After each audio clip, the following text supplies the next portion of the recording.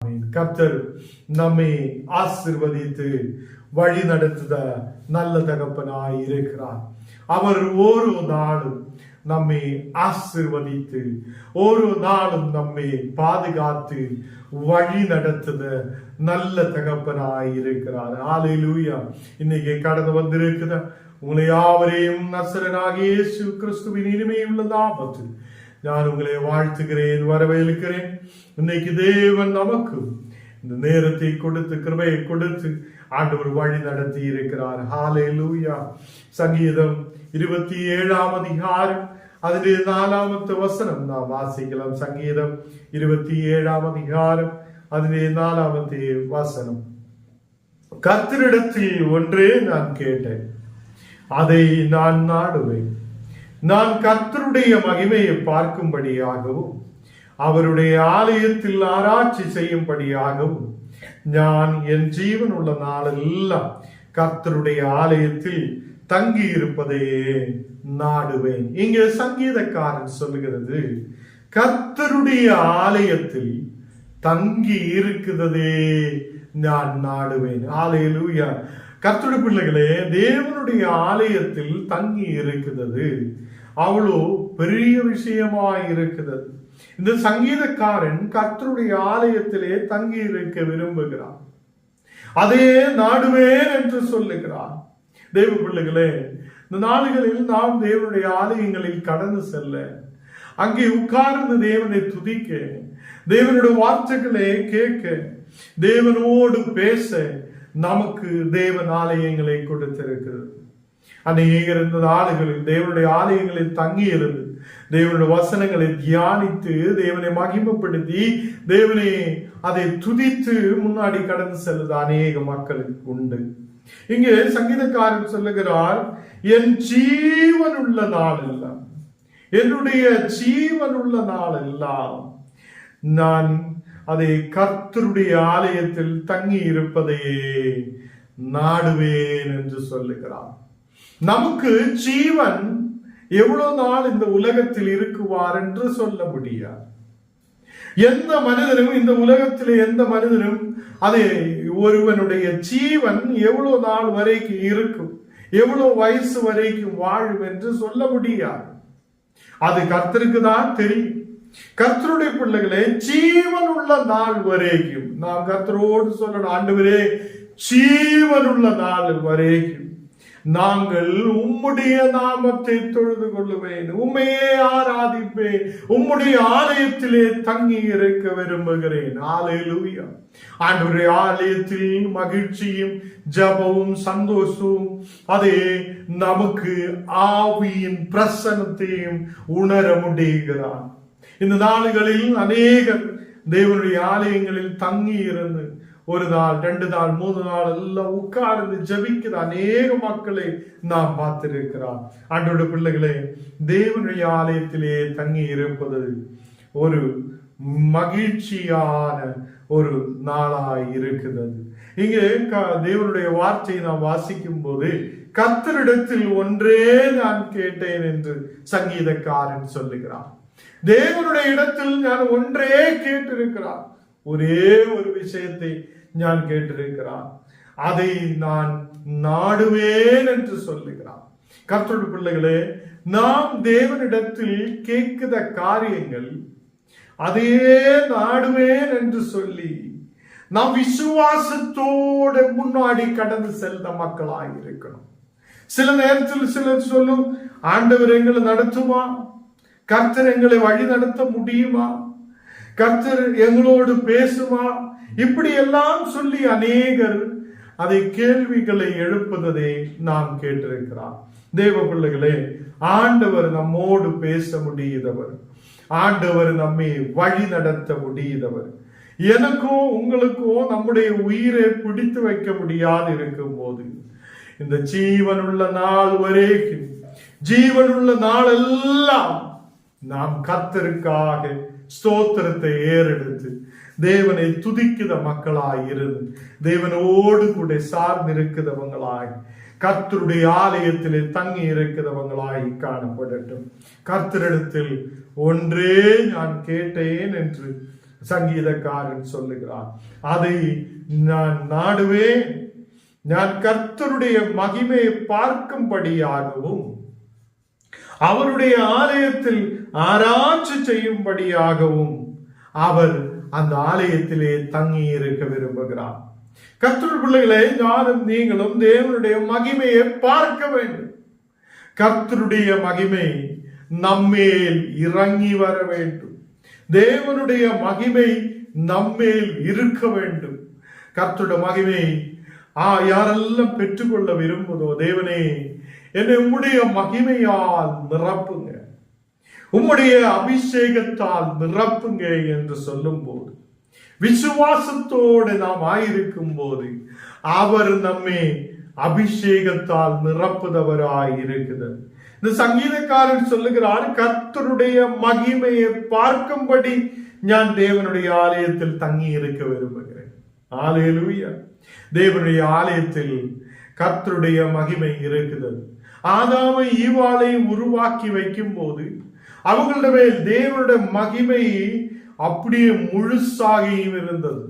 அந்த நாட்களில் அவங்களுக்கு இந்த உடைகள் ஆடைகள் தேவையில்லாது இருந்திருக்கிறார். என்றால் தேவனுடைய மகிமை அவங்களுக்கு மேலாய் இருக்கின்றது. இந்த நாடுகளில் இயேசு சொல்லுகிறார், அவர் நம்மை அபிஷேகத்தால் நிரப்புதவர். கர்த்தர் நம்மை அதை மகிமையால் நிரப்புதவர். அதே ஆதாமினால் இழக்கப்பட்ட அந்த மகிமை இந்த நாடுகளில் இயேசு கிறிஸ்துவினால் நமக்கு ஒரு மக்களுக்கும் கிடைக்கிறது. தேவ பிள்ளைகளே, தேவனுடைய ஆலயத்தில் ஏன் நாம் தங்கி இருக்கணும்? தேவனுடைய ஆலயத்தில் நமக்கு சாப்பாடு கிடைக்கும் என்று சொல்லி நாம் போகிறது இல்லை.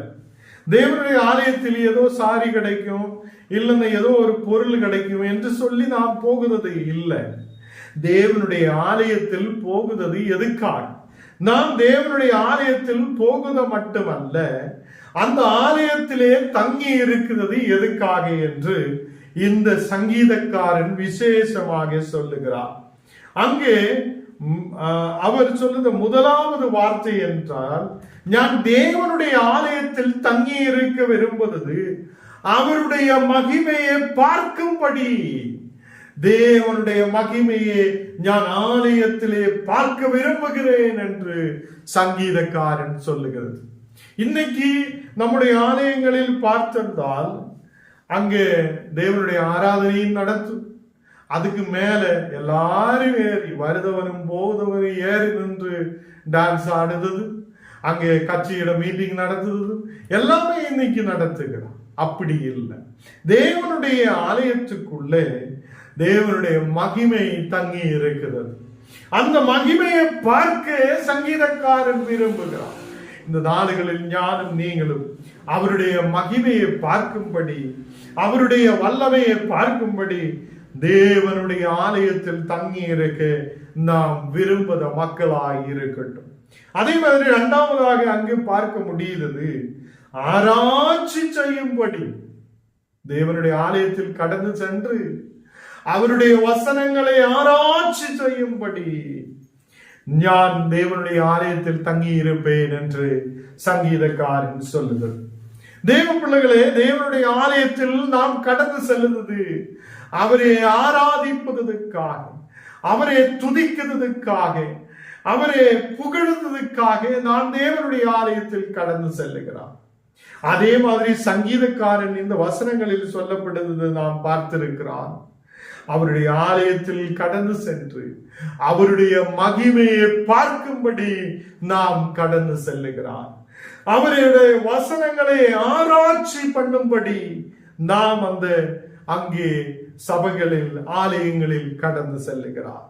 அதை அப்போஸ்தலர்கள் 1 அதிகாரம் 14 வசனம் வாசிக்கும் போது, பரிசுத்தமும் நீதியும் உள்ளவரே, நீங்கள் மறுதலித்து கொலபாதகனை உங்களுக்காக விடுதலையை பண்ண வேண்டும் என்று கேட்டு ஜீவாதிபதியை கொலை செய்தீர்கள் என்று சொல்லுகிறார்.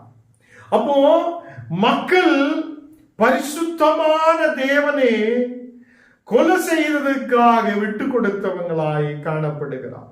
இங்கே அப்போஸ்தலர்களில் நாம் வாசிக்கும் போது கொலபாதகனை உங்களுக்காக விடுதலை பண்ண வேண்டும் என்று நீங்கள் கேட்டிருக்கிறது. அன்னைக்கு இயேசுவே அதே அநேகருக்கு முன்பாக நிப்பாட்டும் போது, இயேசு வேணுமா, இந்த கொலபாதகன் வேணுமா என்று கேட்கும் போது எல்லாரும் கொலபாதகனே உங்களுக்காக விடுதலை செய்ய வேண்டும், எங்களுக்காக விடுதலை செய்ய வேண்டும் என்று அங்கே கேள்வியை வைக்கிறார். கர்த்தர் பிள்ளைகளே, இந்த நாடுகளில் இயேசு எங்களுக்கு வேண்டாம் என்று அந்த மக்கள் சத்தமிட்டு சொல்லுகிறார். அவனை குரூசில், அவனை சிலுவையில் அறைய வேண்டும் என்றும், அவனை சிலுவையில் அறைய வேண்டும் என்று அங்கே சத்தமிட்டு மக்கள் சொல்லப்படுகிறது. தேவ பிள்ளைகளே, இந்த நாடுகளில் நாம் பரிசுத்தமும் நீதியும் உள்ளவரே நாம் மறுதலிக்க கூடாது. நம்முடைய ஆலயங்களுக்குள்ளே மகிமையை பார்க்கும்படி நாம் கடந்து செல்லணும். தேவனுடைய மகிமையை தரிசிக்கிற பிள்ளைகளாய் நாம் காணப்படணும். பக்தியோட ஆராதனையோட நாம் தேவனுடைய ஆலயங்களில் காணப்படட்டும். நாம் பரிசுத்தமும் நீதியும் உள்ளவரே நாம் மறுதலிக்க கூடாது. நமக்காக ஜீவனை கொடுத்தார் ஒரு இயேசு உண்டு, அவரை நாம் மறுதலிக்க கூடாது. ஒருபோது நம்முடைய வாயிலிருந்து இயேசு வேண்டாம் என்று நாம் சொல்லக்கூடாது. கர்த்தர் என்ன செய்வார், ஜெபிச்சா என்ன கிடைக்குவார், ஜெபிச்சா எது கிடைக்குவார் என்று நாம் கேள்வியை வைக்க கூடாது. எதுக்கென்றால் அவர் நமக்காக ஜீவனை கொடுத்திருக்கிறது, அவர் நமக்காக இரத்தத்தை சிந்தி இருக்கிறது. அவர் பரிசுத்தமும் நீதியும் உள்ளவரான தேவன், அவர் பரிசுத்தரும் நீதியும் உள்ள தேவன். அவர் நம்மை விடுவிக்கிறவராயிருக்கிறார். அவர் நமக்கு அதை நித்திய ஜீவனை அழைக்கிறவராயிருக்கிறார். ஞானம் நீங்களும் ஆலயத்திலேக்கு கடந்து செல்லும் போது, இயேசுவே நீர் எனக்கு ஜீவனை கொடுத்திருக்கிறார், நீர் என்னை விடுவித்திருக்கிறார், என் நாட்கள், என் ஜீவன் உள்ள நாளெல்லாம், என் ஜீவன் உள்ள நாளெல்லாம் தேவனே நாங்கள் உன்னுடைய ஆலயத்திலே தங்கி இருப்பான். உன்னுடைய ஆலயத்தில் தங்கி இருக்கிறது மட்டுமல்ல, நாங்கள் கர்த்தரே உம்முடைய மகிமையை பார்க்கும்படி, அதே தேவனுடைய மகிமையை பார்க்கும்படி, தேவனே உம்முடைய வசனங்களை ஆராய்ச்சி செய்யும்படி கர்த்தரே நீர் எங்களுக்கு கிருபை செய்யும் என்று சொல்லட்டும்.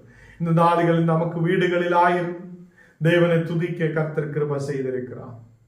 வீடுகளில் ஆயிருக்கும் போது யாரெல்லாம் இந்த வசனங்களை கேட்கிறோ எல்லாரும் தேவனை துதிக்கட்டும். ஆண்டவரே, இந்த நாளில் என்னை உம்முடைய மகிமையால் நிரப்புங்க. தேவனுடைய மகிமையை பார்க்கும்படி நீர் கிருபை செய்யும். உம்முடைய பரிசுத்த ஆவியால் நீர் எங்களை நிரப்பும். நீதியும் பரிசுத்தமும் உள்ள தேவனே, உம்மை நாங்கள் மறுதலிக்காதபடி நாங்கள் உம்முடைய பாதையை பின்பற்ற, உமக்கு பின்னாலே கடந்து செல்ல, நித்திய ஜீவனாய் தேவனே உமக்கு பின்னாலே நாங்கள் கடந்து வர நீர் எங்களுக்கு கிருபை செய்யும் என்று நாம் கேட்கட்டும்.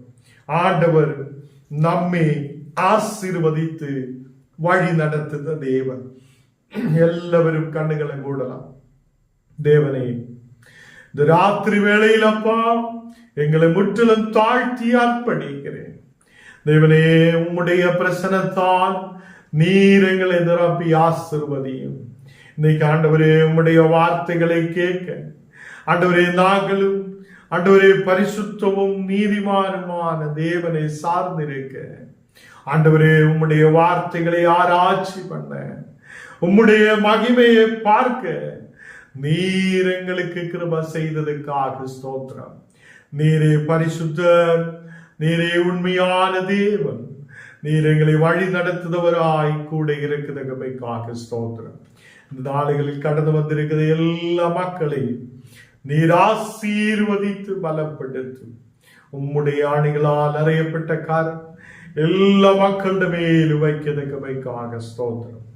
ஓரோ குடும்பத்துடைய தேவைகளுக்காக ஜெபிக்கிறேன். எல்லா தேவைகள் நீர் சந்தித்து இந்த மக்களை நீர் ஆசீர்வதித்து பலப்படுத்துவதற்காக ஸ்தோத்திரம். வியாதியோடு பலவீனதையோடு இருக்கிற மக்களை நீர் தொடுதகவைக்காக ஸ்தோத்திரம். ஆண்டவரே, குணமாக்கும் வல்லமை ஓரோ மக்கள் மேலும் இறங்கி வருதகவைக்காக ஸ்தோத்திரம்.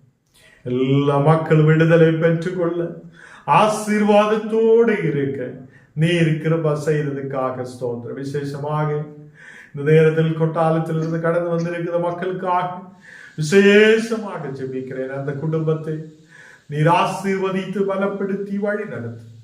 இந்த மக்கள் ஆசீர்வாதத்தோடு இருக்க, அநேகருக்கு முன்பாக சாட்சியாய் நிற்க, விசுவாசத்தோடு இருக்க நீர் கிருபை செய்ய. இந்த மக்களுடைய கட பிரச்சனைகள், மனக்கவலைகள், கண்ணீரான சூழ்நிலைகள் நீர் மாற்றி கொடுத்து ஒரு நல்ல விடுதலை கொண்டு தரப்பி ஆசீர்வதியே. அந்த அம்மாவுக்காக ஜெபிக்கிறேன். இந்த மகளுடைய எல்லா வியாதிகளை நீர் மாற்றிக்கொடு. கேரளா பகுதியிலிருந்து வந்திருக்கிற இந்த மக்களுக்காக ஜெபிக்கிறேன். இந்த மக்கள் நீர் தொடு, உமது பிரசனத்தால் நிரப்பும். வியாதிகள், பலவீனங்கள் இயேசுவின் நாமத்தில் விட்டு மாறட்டும்.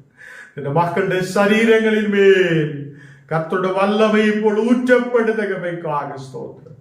நீர் தொடு, ஆசீர்வதி. இந்த குடும்பத்தை நீர் ஆசீர்வதி, பிள்ளைகளை நீர் ஆசீர்வதி. தேசத்தில் ஆசீர்வதிக்கப்பட்ட நிலையில் உயர்ந்து வர கிருபை செய்யும்.